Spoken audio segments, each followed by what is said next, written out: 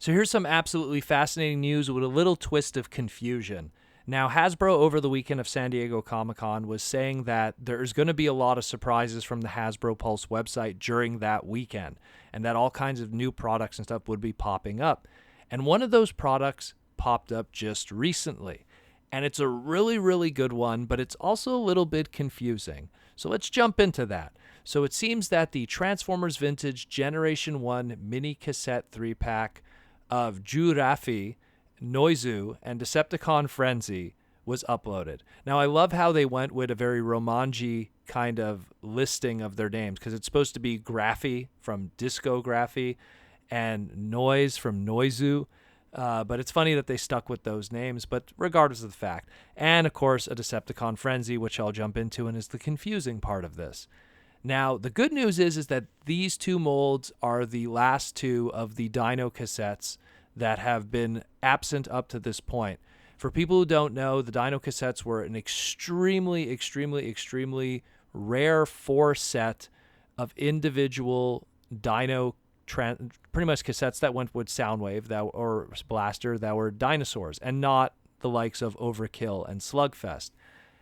And these guys back in the day used to go for insane money back in, I think it was 1987, 88 in Japan, because they were just so unique. Sold individually in little boxes, going upwards for $400 to $500 a piece.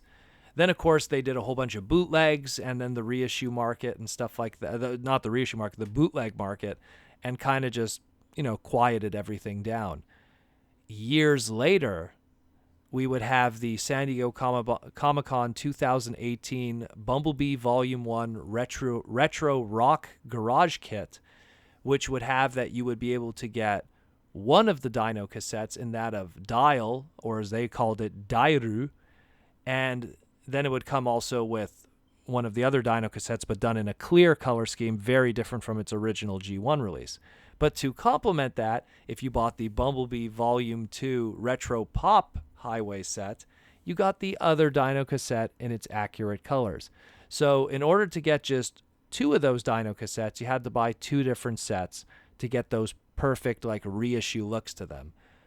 Lucky for us, to get the other two to make the full set of 4, you don't have to jump around and buy a whole bunch of sets. You go to Hasbro Pulse's website, and it's there waiting for you for $34.99 on a pre-order. Now, what's interesting about this is, from what it looks like, and maybe my eyes are playing tricks on me, they took two individual old Generation 1 style card backs, and they kind of printed it together, and because it looks like they're printed together with a perforated cut down the middle that's folded, but they're still attached. So you have the Dino cassettes of Gurafi and Noizu, and they're they have their own thing, and they're done in their original 1987 Headmaster accurate colors.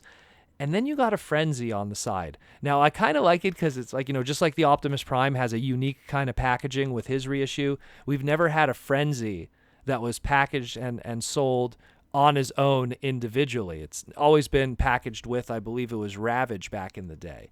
So that's something that's really fascinating. But he was packaged with Laserbeak. I'm looking at my display now, and I'm looking at my carded one. He was with Laserbeak. But the funny thing is that we have a Frenzy and Laserbeak reissue coming to Walmart along with Rumble and Ravage.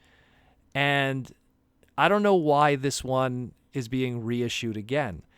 The only thing that I could think of is looking at because if you have a sharp eye at this, if you look at the Frenzy for this 3-pack here with the Dino cassettes, his stickers are applied incorrectly. What they did was, it seems that he's packaged in the packaging here, and his leg stickers are put on the wrong side.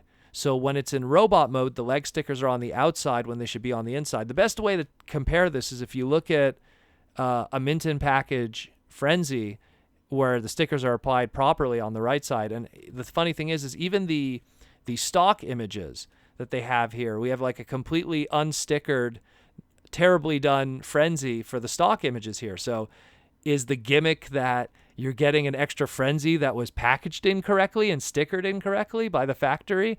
I don't know. It's very weird.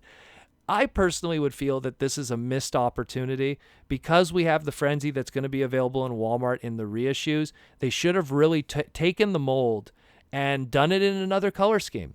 Done it as Enemy, which is like the red repaint, if you will, and then have the 2 Dino cassettes come with a unique character. That would have been really cool and a good, nice addition to the Pulse website.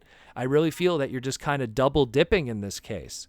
Like you're just like, oh, you're going to get the reissues, and then you're going to get these reissues, and you end up with an extra Frenzy on the side, which isn't necessary. So I find that very bizarre that they went with that decision, and then the extra bizarreness of how the stickers are applied. Maybe that's, I don't know. Maybe it was on purpose. Maybe they're like, well, we're not going to make any effort to do a new mold cast and everything, so let's just put the stickers on backwards, and maybe people will dig that. Who knows? So this is pretty cool. It's limited 2 per customer, and rightfully so, because now the extremely difficult to get and everything of the Dino cassettes finally comes to an end in these reissues, and these reissues are pretty much 1 for 1 like the original Japanese ones.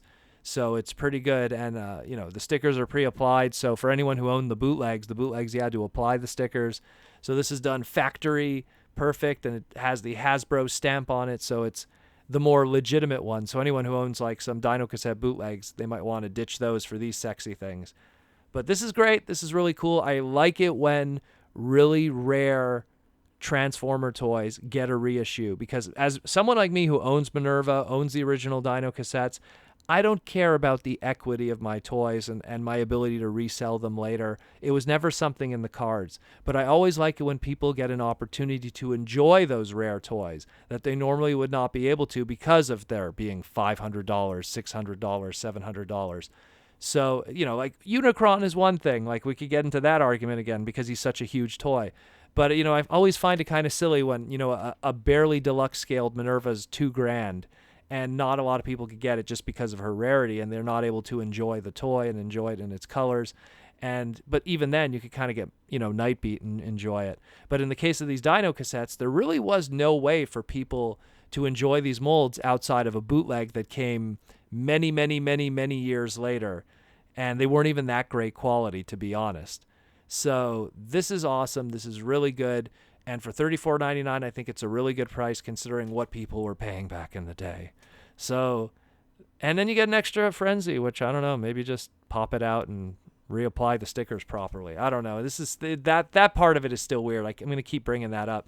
But still, this is really cool. Definitely pick this up. This is something that's really worth its price of admission.